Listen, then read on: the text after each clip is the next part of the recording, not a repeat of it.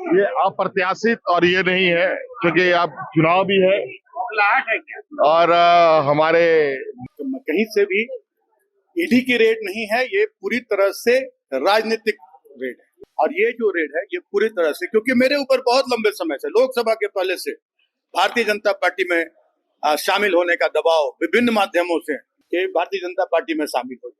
मैंने कहा कि फांसी पर चढ़ जाऊंगा, पूरा खानदान जेल में सड़ जाएगा, दबाव की राजनीति नहीं करूंगा। बेवजह बिना किसी आरोप के जब राज्य के मुख्यमंत्री को भी 5 महीने जेल में रख सकते हैं तो साल 2 साल हम लोग भी रहेंगे।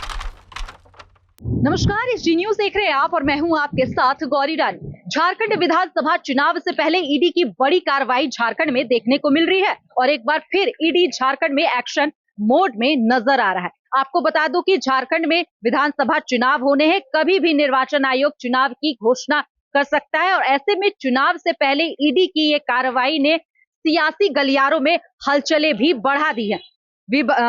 पेयजल विभाग के मंत्री मिथिलेश ठाकुर के ठिकानों पर सोमवार की अहले सुबह ईडी ने छापेमारी की और ये छापेमारी मंत्री मिथिलेश ठाकुर के भाई विनय ठाकुर, मंत्री मिथिलेश ठाकुर के पीएस हरेंद्र सिंह सहित कई इंजीनियर्स के ठिकानों पर ईडी ने छापेमारी की है। और अब इस छापेमारी को लेकर मंत्री मिथिलेश ठाकुर का एक बड़ा बयान भी सामने आया है, जिसमें मंत्री मिथिलेश ठाकुर ने कहा कि ईडी की ये रेड राजनीति रेड है। वहीं उन्होंने यह भी कहा कि लोकसभा चुनाव में उन्हें दबाव दिया जा रहा था कि वो बीजेपी में शामिल हो लेकिन वो बीजेपी में शामिल नहीं हुए और यही वजह है कि उनके पीछे और उनके परिवार के पीछे ईडी लगा दिया गया है। वहीं उन्होंने यह भी कहा कि वो टूट जाएंगे लेकिन वो झुकेंगे नहीं, वो बीजेपी में शामिल नहीं होंगे। बीजेपी जितनी भी चाहे कोशिश कर ले, वो झारखंड मुक्ति मोर्चा के साथ जुड़े हैं और जीवन भर वो झारखंड मुक्ति मोर्चा के साथ ही रहेंगे। तो ईडी की इस कार्रवाई को लेकर मंत्री मिथिलेश ठाकुर ने क्या कुछ कहा, सुनिए।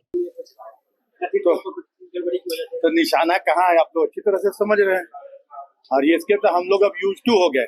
इससे अब किसी तरह का हम लोगों को अब नहीं लगता कि कोई, क्योंकि ये तो कहीं से भी ईडी की रेड नहीं है, ये पूरी तरह से राजनीतिक रेड है। ये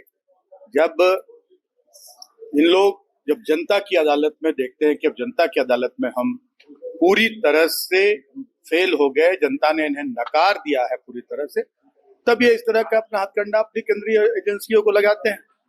लेकिन मैं ये कहना चाहूंगा आपके माध्यम से कि ईडी अगर पूरी पारदर्शिता के साथ काम करे तो पूरा सहयोग हम लोग करने के लिए तैयार हैं, पूरा सहयोग, जहां भी जांच करना है, जो भी जांच करना है, लेकिन कठपुतली ना बने और इशारों पर नहीं नाचे।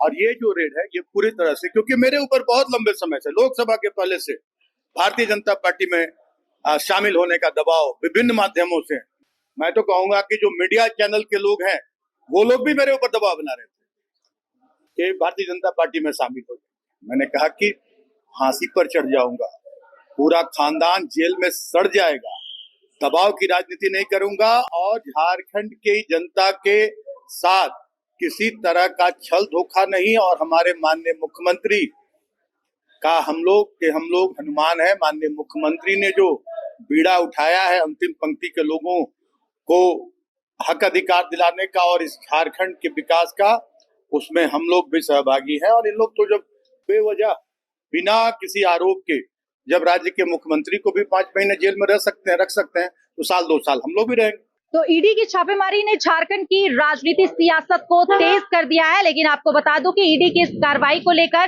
मंत्री मिथिलेश ठाकुर के इस बयान ने भाजपा की भी बेचैनी बढ़ा दी है। सीधे तौर पर मंत्री मिथिलेश ठाकुर ने कहा है कि ईडी को इस छापेमारी में जो कुछ मिला है वो मीडिया के समक्ष शाम तक ईडी को बताना चाहिए। हमारी वाला जो कहानी है ये सब अब